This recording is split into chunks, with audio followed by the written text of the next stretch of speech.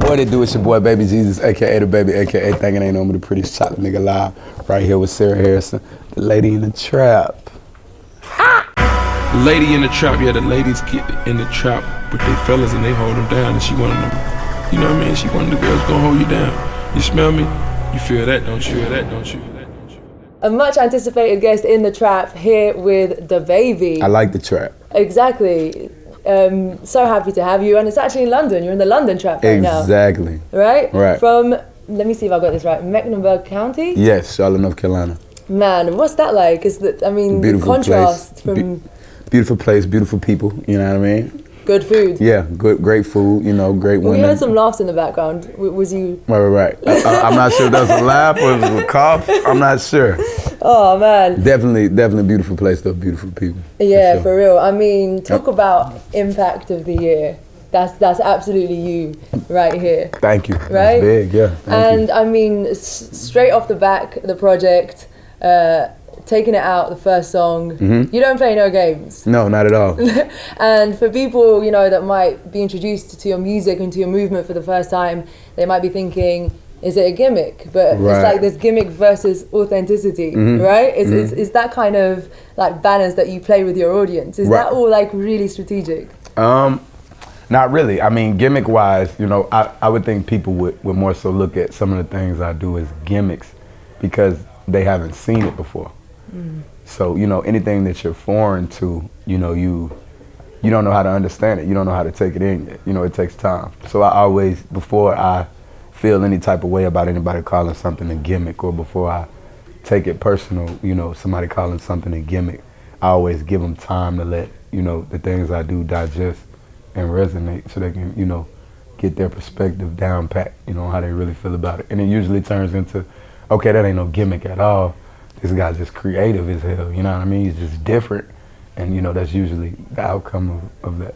Yeah, for sure. It is creativity at its best. And then if you really break down your raps and your songs, you go the lyrics deep. are there. Yeah, they're there. I mean, not even just lyrics, flows, you know, rhymes, everything. You're exploring so many different sides of your raps, and it's distinguishable as well, right? You know who it is. You know who it is on a record. You know it's you, right? And you're really paving the way for yourself, which is Thank great. you. Thank you. And you know, as I said, you do not play no games. But you know, since the recent unfortunate occurrences with someone like A$AP Rocky overseas, do you feel like you move differently? Have you actually sat down and thought about that? Like, okay, I'm going overseas now. Hell yeah. I've got to watch myself. Hell yeah.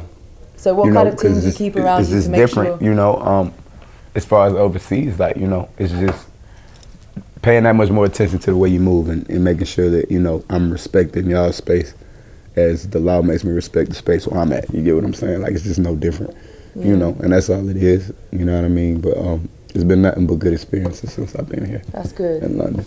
Keep your head firmly on your shoulders. Absolutely. Don't get into no trouble. We need you. Nah, I ain't going nowhere. We need you making more slaps. I ain't going nowhere. Good. But how long is it now that you've been dropping music? I've been rapping for about 5 years.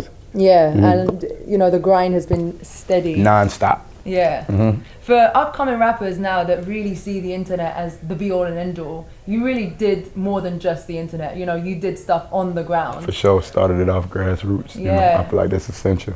So what kind of advice can you give rappers on the come up? Just to, you know, touch as many people as you can. You know what I mean? Talk to as many people as you can. No matter who it is, you get what I'm saying? Like, the smallest person in the room to you in your mind, that can be one of the most influential people in your career going to the next level. Yeah. You get what I'm saying? Like, you never know. Every label exec that I've ever met, like, they just look like a wreck, like your average Joe. You get what I'm saying? Like, it's somebody you just walk right past. You know, if you seen them, like, you probably would pay them no mind. If they stopped and tried to tell you who they were, you wouldn't even believe them. You keep it moving. Like, I'll get the fuck out of here. You know what I mean? So it's like, you know, just touch as many people as you can, talk to as many people as you can. Introduce yourself to everybody. You know what I mean? Tell them what you do. Let them know what you got to offer, because you never know. That's the grind right there. Right, absolutely. And you never know when you can pop up in someone's mind. It might not be instantaneous, right?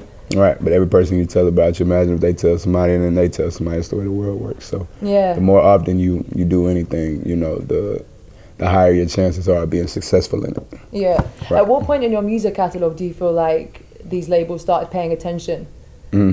when I drop like blank blank, that's when I feel like the label started paying attention. No, they really were paying attention before then. When I dropped Baby Talk 5, they were paying attention. It's a project I dropped maybe like March or May of last year. And you talk about rejecting a few offers. Yeah, absolutely. What kind of offers? That's when I was rejecting them. They were bullshit offers. Who was approaching you? I can't say that, out of respect, but let's just say I'm with exactly who I was supposed to be with. Yeah, 100%. Right. Just go for killing the game. Absolutely, we the best. Across the board. Shout out the guys over there. I really want to know your reaction when you first heard the beat for Suge. Right? Oh, Shout out JetsonMade and Pooh Beatz on that one. We orchestrated it together right there. We cooked it up right there on the spot. Oh wow, so, yeah, that's he was playing rare. with sounds. I'm like, yeah, I like that. Kid used that one. He's using that one. I'm like, okay, let's do this like that. We did it. He did his thing, bounced it out, boom, recorded it, nice and quick.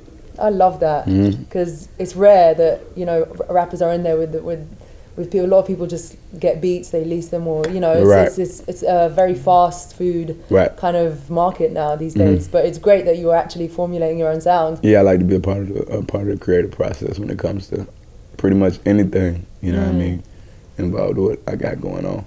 I feel like that's the way it should be too. I mean, it's art. You know what I mean. So if you collaborating with somebody, without knowing how they're feeling, then it ain't really art. It's not your art collectively. It's something's missing from it. If everybody ain't, collaborating collectively, it's something that's not there that could be there. Of course. Right. And I mean, the whole concept of Suge, he's not the most loved rap executive in the game. Right. But why did you go with that? It was just a play on it. It was just, I don't know. And I don't write music. You know what I mean? So I just go. I let the music take me there. So it was just a reference to well-known, label exec that had a lot of interesting shit go on with him that I felt like I can just, I don't know what made me say I'm a young CEO Suge. The line I said before, play if you want, let's do it. And then I don't know, I just come with it like that. It's just natural. But that became really what coined that song. Absolutely. And the performance as well, BET Awards. Right, that was major. Dope. That was major, You opened the show, right? Yeah, it was, who performed before me? Cardi B and Offset. Oh, yeah. Yeah, and that was it. That was dope. I love that one. Thank you. And your features are few and far between on your project, but you jump on a lot of other songs. The Cash It with Megan, dope. Right. You're even on the Dreamville intro. Right. Which, man, how did that come about? That's dope. They had reached out. They sent the record. They said they wanted me on it. I knocked it out. Of course, the Carolinas, J. Cole. That's dope. Great record. Yeah. What kind of conversations have you had with J. Cole? I met J. Cole during All-Star Weekend in Charlotte this past year. And he's just a good dude, genuine dude. You know what I mean? Genuine dude. Said he rocked with me, like my music. And at that time, I had already did the song. They had already reached out, sent the song. I already did it. Yeah. You know what I mean? And but J. Cole, he signed to Interscope too. So yeah. We got a lot in common. We got more in common than a lot of people think. Yeah. Did you share any similarities of growing up in the Carolinas? Right. Well, he's from Fayetteville. I'm from Charlotte. Right. Okay. So that's completely. Yeah. They're different. Oh, okay. They're different. And there's a song where J. Cole is on 21 Savage song a lot, and he said fans managed to decipher that he charges $643K for a feature. Right. 43,000 for 643,000 for a feature, right? And I remember that you said Boosie charged you 15K, right? So how much for DaBaby these days? Because I mean the rise has been quick. Right now it's 25. All right. No cap. They paying it too. We gotta put that up. Yeah. For real. So if Boosie turned around to you, he's gonna put that up. You're gonna charge him 25? Oh, if he turned around to me? Yeah. Nah, I wouldn't charge him 25. I'd do something with him.